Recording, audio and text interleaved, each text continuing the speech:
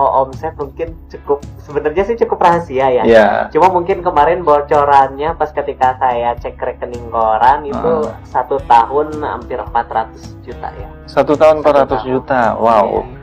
Responnya dari pas pertama saya posting, pas pertama saya buat itu langsung cukup banyak pesanan yang masuk.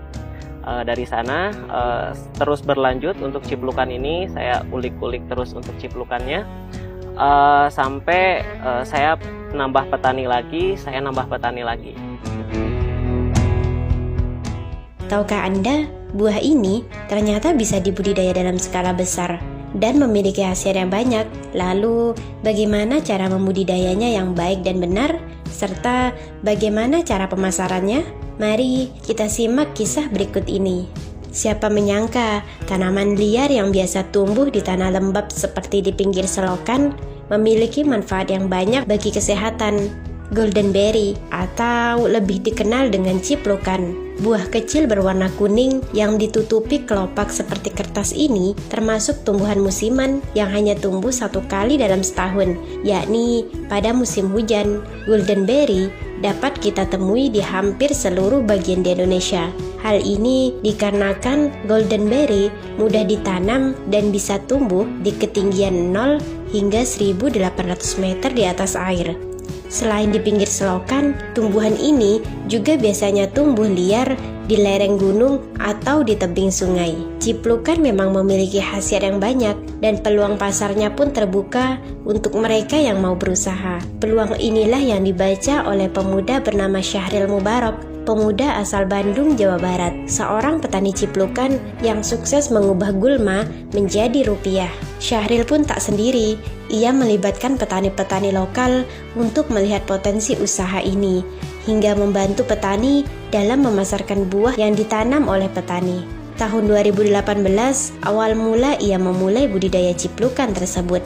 Berawal dari sang kakak yang menanam buah ciplukan, lalu meminta Syahril menjualkannya. Dari sana, Syahril menjadi tahu ternyata buah ini cukup banyak peminatnya. Hingga akhirnya ia menanamnya secara massal. Ia pun membantu para petani lain dalam hal penjualan buah ciplukan tersebut.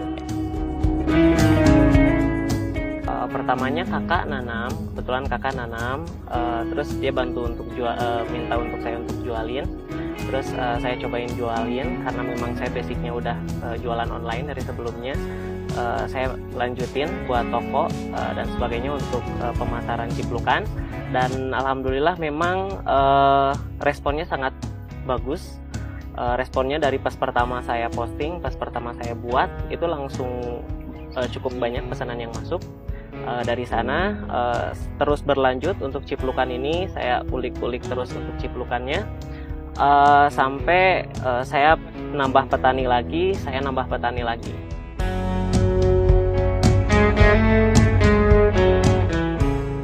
Ciplukan sendiri banyak sekali manfaatnya untuk penyembuhan. Dan menurut Syahril, untuk proses budidayanya cukup mudah karena tanaman tersebut tumbuh liar pun bisa. Bahkan ada beberapa petani mitra dari Syahril yang menanamnya hanya di pinggir-pinggir kebunnya. Namun setelah melihat hasilnya, banyak pula dari petani yang mulai serius menanam buah ciplukan tersebut.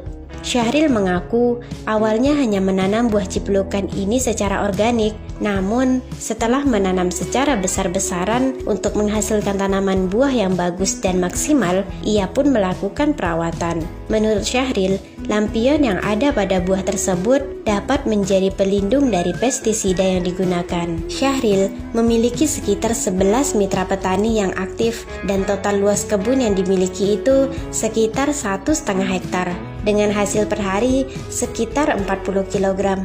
Syahril pun memberlakukan rotasi tanam, ada pola tanam dan pola panen. Gunanya agar 1 tahun panen non-stop. Sebelumnya itu di sini kan ada ciplukan, memang ada isu ya dari luaran sana. Dari sebelumnya katanya ciplukan ini sangat bagus gitu. Katanya nilai jualnya, jadi ada para petani banyak sih yang nanam gitu. Nah tapi mereka nggak bisa jualnya gitu, ternyata nggak ada pasarnya. Waktu itu saya coba pasarin gitu sendiri. Yang paling banyak itu kebanyakan yang konsumen itu dia punya penyakit semacam diabetes, buat stroke, buat epilepsi. Untuk manfaatnya sangat banyak ya, karena memang kandungannya sangat kaya akan antioksidan, terus vitamin C-nya juga tinggi gitu. Jadi memang buat tubuh itu manfaatnya sangat banyak. Proses budidaya ciplukan ini dimulai dari proses penyemaian, pembekongan, pemindahan ke kebun, perawatan, panen, dan terakhir packing. Untuk proses penyemaiannya sendiri, karena tanah di daerah Syahril sudah bagus dan subur, tidak perlu ditambah pupuk lagi. Namun, untuk tanah yang kurang subur, bisa ditambah pupuk organik atau pupuk kandang dengan perbandingan setengah pupuk, setengah kandang. Benih ciplukan sendiri ia dapat dari buah pertama yang berbuah dari pohon. Untuk satu polybag bisa diisi 2 biji. Untuk antisipasi, jika satu tidak hidup, masih ada satu lagi. Untuk penyiramannya, cukup disiram 1 kali dalam sehari. 1 bulan kemudian, dengan ketinggian sekitar 15 hingga 20 cm, sudah siap dipindahkan ke lahan tanam. Dengan jarak tanam 1 hingga 2 meter per tanaman. Untuk lahan tanam sendiri, dibuat bedengan agar mudah dalam pengairan. Ciplukan sendiri bukan tanaman merambat ataupun tegak, jadi harus dibantu oleh tiang bambu. Di tempat Syahril, tanah yang sudah gembur tidak diberi pupuk lagi, kecuali untuk tanah yang sudah berkali-kali dipakai, dan itu pun ia menggunakan pupuk organik. Menurut Syahril, ciplukan tidak cocok dengan pupuk kimia karena berefek pada bentuk ciplukan yang kecil buahnya. Untuk perawatannya sendiri, daun yang kuning akan dibuang dan tangkai yang keluar dimasukkan kembali ke benang agar tumbuhnya rapi. Menurut Syahril, daunnya tidak boleh banyak karena berpengaruh pada buah. Jika daunnya terlalu banyak, maka buahnya akan sedikit. Kalau di sini justru banyak juga petani mitra kami yang nanamnya itu di pinggir-pinggir kebun aja. Jadi pas pertama karena mungkin dia belum yakin untuk nanam secara banyak. Jadi dia pertamanya nyobain di pinggir-pinggir kebun dulu. Kalau dia terus cobain dijual ke sini kerjasama, terus bagus, perjalanannya bagus, dan akhirnya mereka kebun secara serius. Kalau waktu pas pertama sekali itu pas pertama nanam itu 100% sampai panen itu organik tanpa ada pestisida, tanpa pupuk apapun, secara alami sekali. Tapi kalau setelah dibudidayakan secara ini memang perlu perawatan supaya untuk menghasilkan buah yang bagus ya, buah yang maksimal. Karena kan ini lampion ini ada kelopaknya atau lampionnya. Dia melindungi buahnya gitu. Kalaupun contoh nih ada ulat ya, serangan ulat, kita kan semprot nih, petani semprot buat ulat. Nah buahnya itu aman, terlindungi sama si lampionnya. Jadi buahnya aman tanpa pestisida, jadi bisa dimakan secara langsung. Untuk kerjasama dengan para mitra sendiri, Syahril sudah menyiapkan bibitnya, lalu mensuplai benang, serta untuk hasil panennya juga Syahril yang akan menampung dan memasarkannya. Ciplukan siap panen yaitu yang sudah berwarna kuning. Dari masa tanam ke masa panen sekitar 6 hingga 8 bulan. Masa produktif pohon ciplukan sendiri sekitar 1 tahun dan panennya sekitar 3 hari sekali. Buah ciplukan yang telah dipanen akan masuk ke fase sortir dan pemakingan. Untuk proses pemakingan sendiri ada ukurannya. Untuk 1 ons dihargai sekitar Rp17.000. Dari situ, Syahril mengaku mampu meraup omset sekitar 400 juta dalam setahun. Syahril sendiri memasarkan buahnya secara online. Menurut Syahril, banyak sekali keuntungan dari penjualan online ini. Salah satunya, pembeli akan mendapatkan buah yang fresh karena melalui tangan pertama, lalu memotong biaya produksi itu sendiri, dan untuk petani sendiri, harganya akan stabil. Untuk menjaga kestabilan penjualan, Syahril dan tim terus mengedukasi tentang buah ciplukan ini. Kedepannya, Syahril juga berencana untuk merambah pasar ekspor. Ia mengaku sudah mendapat beberapa link untuk menjual buahnya. kita punya 11 mitra petani yang aktif.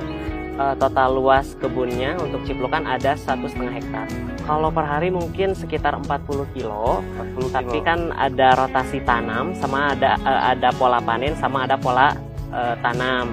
Jadi supaya berkelanjutan setiap tahun itu non-stop. Jadi yang kebun ini, yang blok A, kita kasih blok A itu 3 bulan tanam, baru tanam. Yang blok B itu sudah 3 bulan udah siap tanam gitu. Yang blok C dia udah panen seperti itu. Keuntungan dari penjualan online yang pertama dari konsumen dulu ya. Dari konsumen dia mendapatkan barang yang lebih fresh karena kan langsung dari kita ya, langsung ke konsumen fresh. Terus yang kedua memotong biaya produksi lagi ya, untuk rantai produksinya, kirim ke supplier, distributor dan lain-lain kan dipotong ya langsung dari kita gitu. Nah terus juga untuk ke petaninya juga kita punya kestabilan harga. Untuk penjualan kita terus gerilya ya setiap hari. Kita lihat juga untuk mekanisme online ya gitu. Dan memang kalau misalkan ciplukan ini kan buah yang eksotis ya, karena ini kaya akan manfaat ya. Yang pertama itu harus belajar dulu ya, karena untuk online ini kan nggak mungkin untuk orang awam mungkin agak susah ya. Mungkin yang pertama itu harus belajar dulu, investasi leher ke atas. Kalau omset mungkin sebenarnya sih cukup rahasia ya. Cuma mungkin kemarin bocorannya pas ketika saya cek rekening koran itu 1 tahun hampir 400 juta ya. Ya untuk selanjutnya kita ada proyek yang cukup besar. Jadi kita sudah kerjasama sama pengusaha yang lain, sama digital marketing. Kita akan ekspor gitu. Nah untuk pasarnya sendiri kita udah punya link-linknya. Tinggal kita sekarang lagi gerilya untuk produksinya. Syahril juga memberi saran kepada pemula dalam proses pemasaran buah ciplukan. Bersemangatlah dalam mempelajari pasar dan bergabunglah dengan komunitas, karena dunia digital marketing ini selalu berkembang. Begitu tuturnya. Bagaimana? Tertarik untuk memulainya?